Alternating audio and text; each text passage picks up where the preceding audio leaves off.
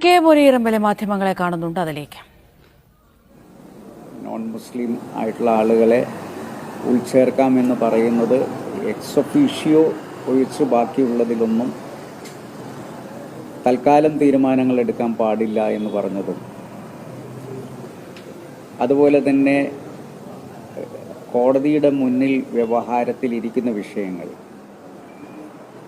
Waqf by user തുടങ്ങിയിട്ടുള്ള കാര്യങ്ങളിൽ ഒരു ഡീനോട്ടിഫിക്കേഷൻ ഉടനെ ഇറക്കാൻ പാടില്ല എന്നുള്ള നിർദ്ദേശം, അങ്ങനെ ഭരണഘടനയെ ലംഘിക്കുന്ന ധാരാളം അനുച്ഛേദങ്ങൾ ഇതിനകത്ത് കടന്നു വന്നിട്ടുണ്ട് ഈ അമെൻമെൻറ്റിൽ.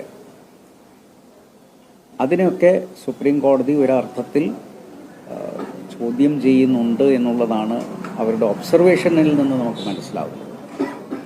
അതുകൊണ്ട് വലിയ പ്രതീക്ഷാപൂർവം തന്നെയാണ് നമ്മളൊക്കെ ഇതിൻ്റെ അന്തിമമായിട്ടുള്ള സുപ്രീം കോടതിയുടെ തീരുമാനത്തിന് വേണ്ടി കാത്തിരിക്കുന്നത്.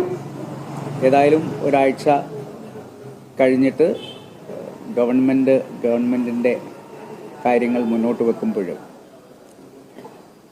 അതിൽ സുപ്രീം കോടതി ഒരു തീരുമാനം പറയും എന്നുള്ള വിശ്വാസമാണ് നമുക്കുള്ളത്. നമ്മുടെ വാദങ്ങളെ വളരെ ഗൗരവത്തിൽ സുപ്രീം കോടതി എടുത്തിട്ടുണ്ട് എന്നുള്ള ഒരു വിശ്വാസമാണ് നമുക്കുള്ളത്. എപ്പോഴും ഞങ്ങൾ വാദിച്ചിട്ടുള്ളത്, ഈ നിയമം ഉണ്ടാക്കി, പാർലമെൻറ്റ് നിയമം ഉണ്ടാക്കിയതുകൊണ്ട് ആ നിയമം നടപ്പിലാക്കാതെ പറ്റില്ല എന്ന് പറയുന്ന ഇടത്താണ് ഞങ്ങൾ ഉയർത്തിയിരിക്കുന്നത്. ഭരണഘടനാ വിരുദ്ധമായിട്ടുള്ള ഒന്നും പാർലമെൻറ്റിന് പാസ്സാക്കാനുള്ള അവകാശമില്ല. ഭരണഘടനയുടെ അനുച്ഛേദങ്ങളെ, അങ്ങനെയാണെങ്കിൽ ഭരണഘടന ആദ്യം അമെൻഡ് ചെയ്യേണ്ടി വരും.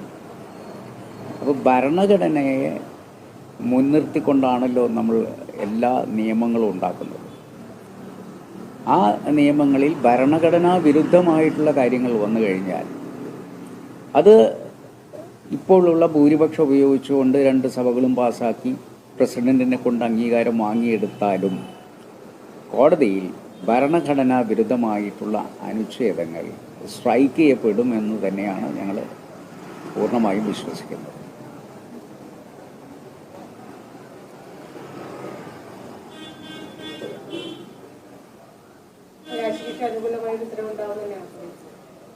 നമുക്ക് പ്രതീക്ഷിക്കാൻ അല്ലേ പറ്റുള്ളൂ. പക്ഷേ ഈ ഗവൺമെൻറ്റിൻ്റെ പ്രതീക്ഷ അവർ ആഗ്രഹിച്ചതിന് അനുസരിച്ച് നടക്കില്ല എന്ന് തന്നെയാണ് ഞങ്ങൾ ഉറച്ചു വിശ്വസിക്കുന്നത്. കാരണം ഈ ഉമീദ് എന്ന് പറയുന്ന പേരിടുമ്പോൾ തന്നെ, ഉമീദിൻ്റെ ഹിന്ദിയിൽ